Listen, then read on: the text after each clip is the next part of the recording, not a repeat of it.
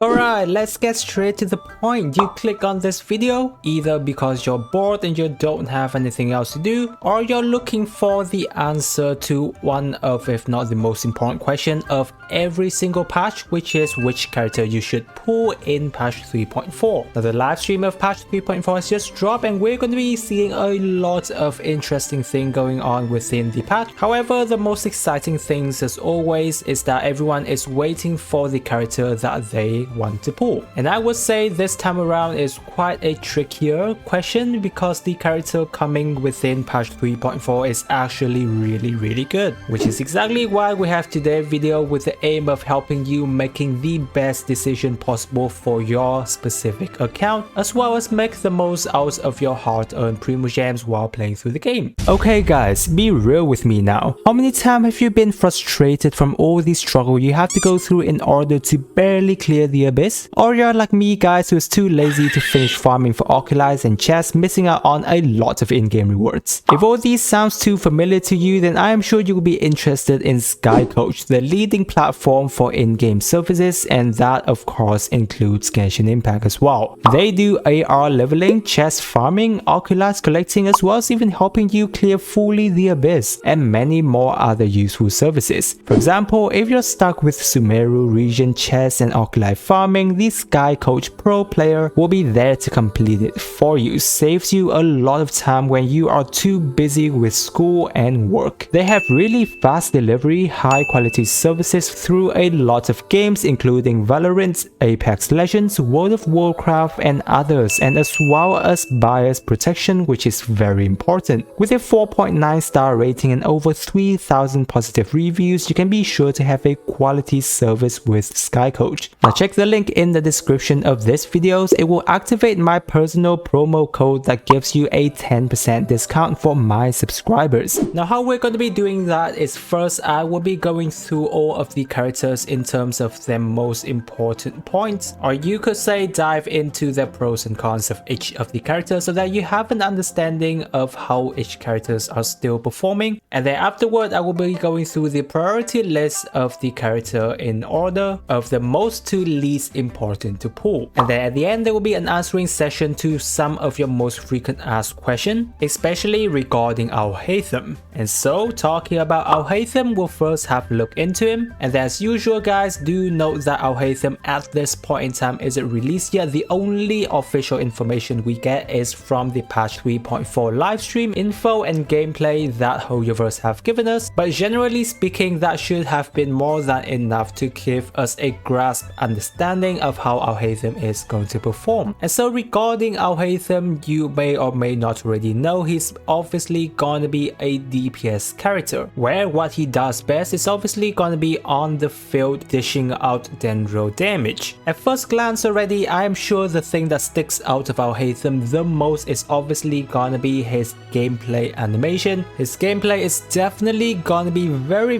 good and on top tier to those characters who has very fast action paced gameplay such as Kuching, Raiden Shogun and some other characters, and Alhaitham is going to be on the same level, which means that whenever you play Alhaitham it's going to feel very fun. And I can guarantee that because I have been a Kuching main since the very start of the game, and from the look of it, Alhaitham's style and gameplay is kind of similar to Kuching and how it feels, so I know he's going to be a very fun character to play, which is actually a major factor guys, considering how many characters have already been released. So I know that there's just so many characters to choose from, and we already also have a handful of powerful DPS characters as well, so many of us actually are now geared towards more of a fun character to play around with. However guys, Alhaitham isn't just good with his attack animation, because I would say that his power level is pretty decent as well. What's so good about him at this point is that he gets access to Dendro Infusion, which is actually still a pretty rare skill across many of the character, and what's more important is that his Dendro Infusion won't be overridden. Therefore you can just head into using him along with C6 Bennett and he's gonna do absolutely fine. From how his E skill works, generally speaking he will have a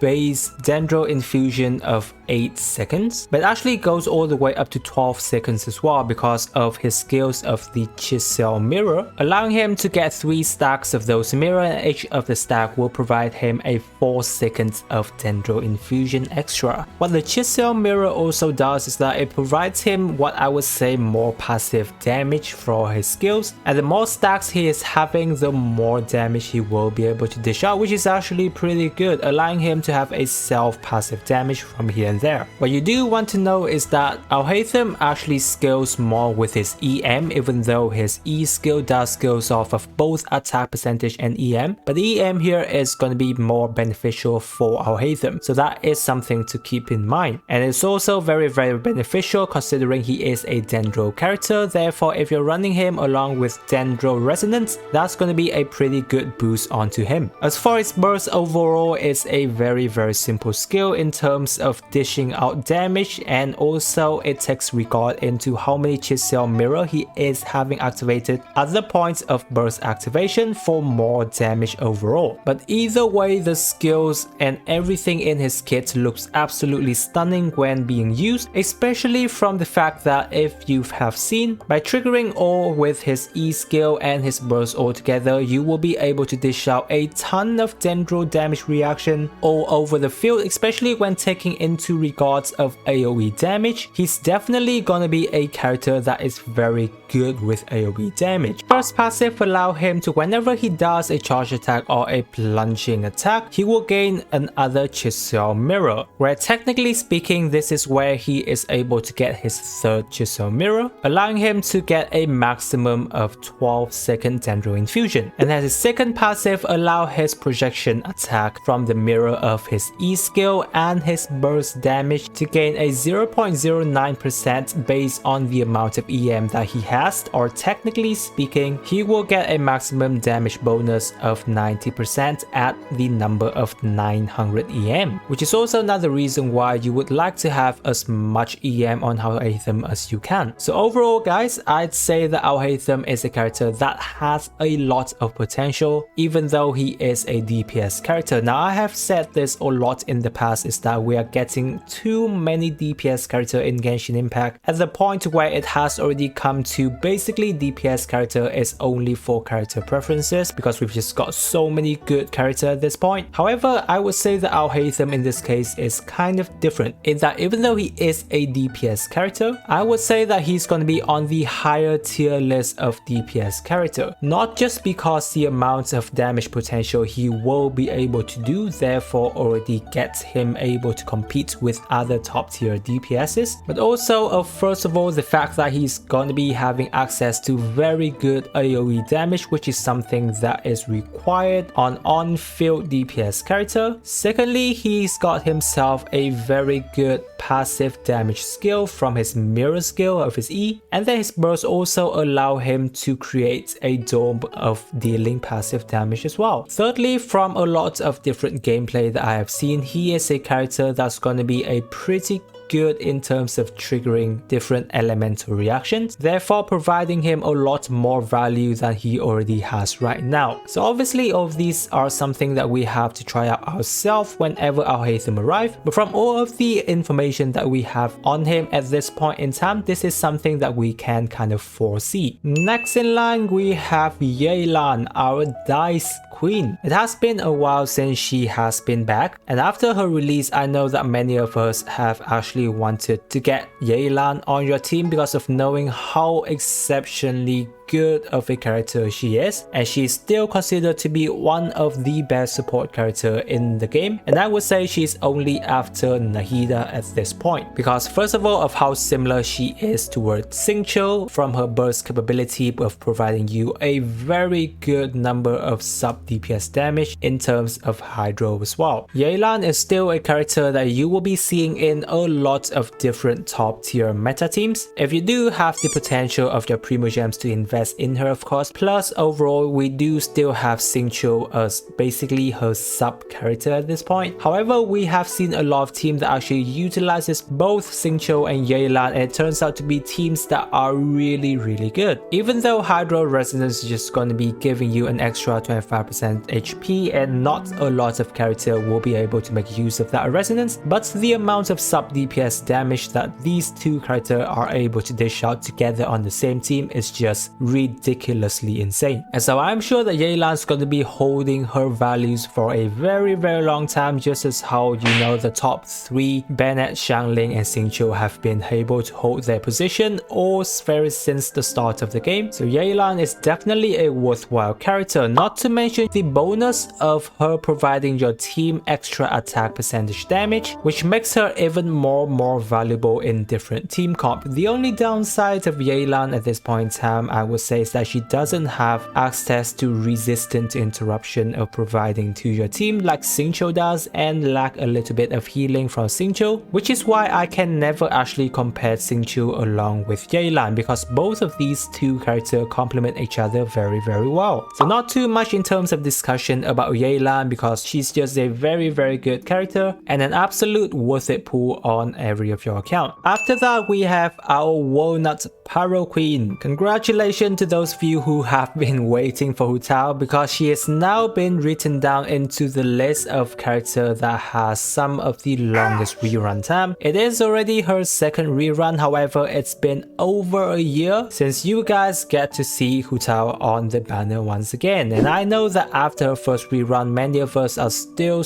would love to have her on the team, especially from the fact that we are actually still lacking in pyro DPSs, and Hu Tao, when we're speaking of pyro DPS, she's still a top tier, and overall as a DPS character she still rivals that of the top tier characters as well. Everything about Hu Tao, I would say since the very start of her release, she is still doing absolutely fantastic, with in terms of dishing out powerful pyro damage, with a fun and unique playstyle of charge attack spamming, as well as making the most out of different elemental reactions. She is still very much amazing at that. But she has also been buffed a lot after patch 3.0 regarding Hydro Resonance of providing 25% HP increase, and with the fact that she works absolutely well with Hydro reactions before, now that having an extra 25% HP increase of having double Hydro character on the team just benefits Hu Tao absolutely fantastically. The only thing that always has been with Hu Tao is her learning curve, because you're technically required to learn jump cancelling from Hu Tao in order to dish out the maximum DPS power that she can, which is something that have put a lot of people off in terms of if they are geared more toward the ease of gameplay of Genshin Impact. So that's something that you want to kind of heavily to consider. However, I have no problem whatsoever in terms of jump cancelling. I actually love it because it's just make Hu Tao gameplay a lot more unique than many of the other DPS characters, where you're just smashing a button to do their normal attack. Moving on to Xiao. Now this is actually going to be a fun discussion because there has been a lot of mixed review regarding Xiao ever since he was released. Also, it is because that he has been having quite a lot of rerun banner until now, which is good for the players who love Xiao. However, for those who don't want Xiao on their account anymore, many of us would just be expecting different character other than Xiao. However, when talking about Xiao, he's still an absolutely amazing character if you're just looking in terms of how much power he's able to dish out, because up until now his DPS capability is still as good as when he was released, in that if you're wanting to look for high anemo damage number, Xiao is still one of the top character to do so. With its very unique gameplays of plunging attack, up until now there's still no other character who is specialized in this rather than Xiao. That is always has been one of the most and best selling points when you are pulling for Xiao. Not to mention his very cool attack animation, especially when he goes into his burst. You can also deal anemo normal attack if you don't want to do his plunging attack, therefore allowing him to actually quite vary out his playstyle. Not to mention, after patch 3.0 we have access to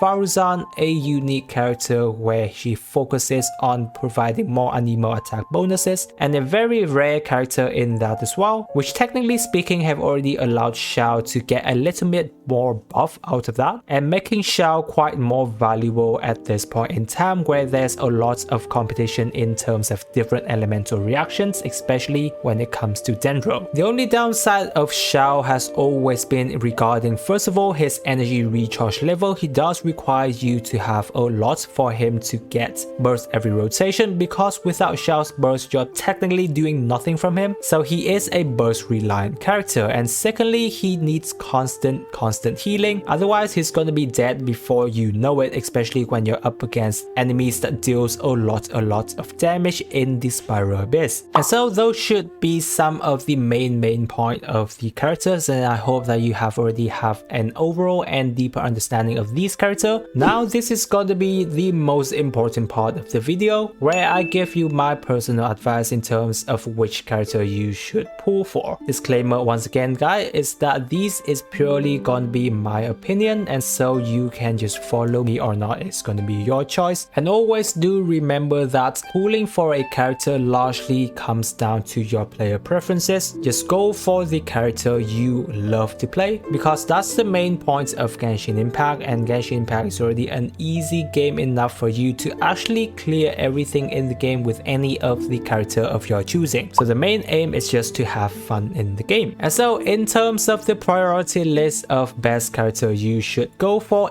if you are actually more considered toward the meta, is that on the #1 list it's gonna go to Yelan. Yes, we have already discussed above how good Yelan as a character is, and if you haven't got her onto your account, I do recommend you to try and go for her, because she's an absolutely amazing character and you will see a lot of difference to your account when you're having her on the team. Next in line is gonna be Alhaitham, obviously because he is a new character and a pretty much fun playstyle for you to go for. Furthermore, he is a Dendro DPS character first in line, which I would say will bring a lot of new gameplay to your account. Not to mention there's a lot of potential we have discussed above, and I would say that Alhaitham is a character that will have quite a long-term value, because I don't think we're going to be having another very good Dendro DPS in quite some time, making Alhaitham the only Dendro DPS character at this point in time. So pulling for Alhaitham will most likely guarantee you a very long term of usage of this character. On third place, it's gonna go to Xiao. First of all, it's because I know that there are many of us who still want Xiao onto our account, and furthermore, as we've discussed, she's still a very good character and a fun character to use. Now in terms of Pyro DPS level, she is still a character of top Pyro DPS level. However, there's something that's got into my mind regarding Dia, who is a Pyro character that's gonna be coming very soon as well. We don't know how good of a Pyro character she's gonna be yet, but if you are actually considering a Pyro character onto your team, this is more gonna be coming down to actually waiting to see how Dia gameplay is actually gonna be, which is why Xiao is on third place. And then finally it's gonna be Xiao, because Xiao at this point in time is just purely a player preference character. It's been back for multiple times now, so I believe that many of us have already got access to him, but if you haven't already, then I do wish you good luck. Now on to our next important part also is some of the most frequent asked questions that I have seen across the community, and I kind of want to try to, you know, address it here. Obviously many of that is gonna come around Alhaitham, and so these here are just gonna be me talking about my point of view, because this is not gonna be official in any way since Alhaitham is not released yet. First of all, it's gonna be the statement regarding Alhaitham is Kuching 2.0. This is actually really funny because I actually was so confused at this statement after I've seen so many people in the community actually say this. Now I don't know exactly when they mean Alhaitham is referring to Kuching 2.0. I don't know if we're referring to power level or regarding gameplay, but both of these characters are obviously different because first of all they are in different elements. Now I can understand to an extent regarding Alhaitham is Kuching 2.0 because if we're looking in terms of the gameplay animation, I would actually say yes, the fun of their gameplay would actually be kind of the same because Alhaitham do have Dendro infusion and his gameplay is very snappy just like Kuching. However, However, there's something I'd like to point out in terms of difference with their gameplay is that Alhaitham is actually going to be a character taking place on the field a lot longer than Keqing would be, because first off, Keqing is a character that only have infusion of, I would say, 6 seconds of electro infusion, whereas Alhaitham already have up to 8-second infusion, not to mention that can go up all the way to 12 seconds, which will allow him to be on field a lot longer than Keqing. Keqing is a character that's actually more toward a quick swap playstyle, because she's just gonna be there quick casting her burst and do like 2 charge attack and then switch out to other character to set up their support once again. But Alhaitham is gonna be a character that demands a little bit more on field time in order for him to dish out the maximum damage power, especially when he's got access to all of his E skill and burst passive damage level, and his burst does require of around 70 energy, which is a lot more than Keqing, therefore requiring Alhaitham to be on field a little bit more. However, if we are referring to the gameplay, I believe that Alhaitham is going to be a very fun character. We won't be discussing too much regarding the power level because we haven't tested Alhaitham, so we will leave it there and wait for our actual test on Alhaitham. Secondly is a question regarding if I already have Nahida on my account, should I pull for Alhaitham? This is actually a weird question from my perspective as well, because first of all, these two characters has absolutely no similarity regarding their gameplay, because one is a main DPS character and the other is a purely support character. They are absolutely not in the same role, which is why asking the question of whether or not one is actually better than the other wouldn't actually make sense, since both of these characters can work on the same team, and something that I actually do recommend, because Alhaitham wants another Dendro character on the team, first of all to provide him more energy recharge, and secondly allowing him to have Dendro Resonance, and there's no better Dendro character than Nahida to be on the same team of Alhaitham. So if you want to draw the maximum DPS power out of Alhaitham, most likely you would want to have Nahida on your team. However, I do understand to an extent in terms of these questions, because if you don't have the Primogems to invest too much into pooling for new characters, then obviously I would say that having Nahida is already quite enough. You don't actually need Alhaitham for your account to do a lot better than it already is, because Nahida is a very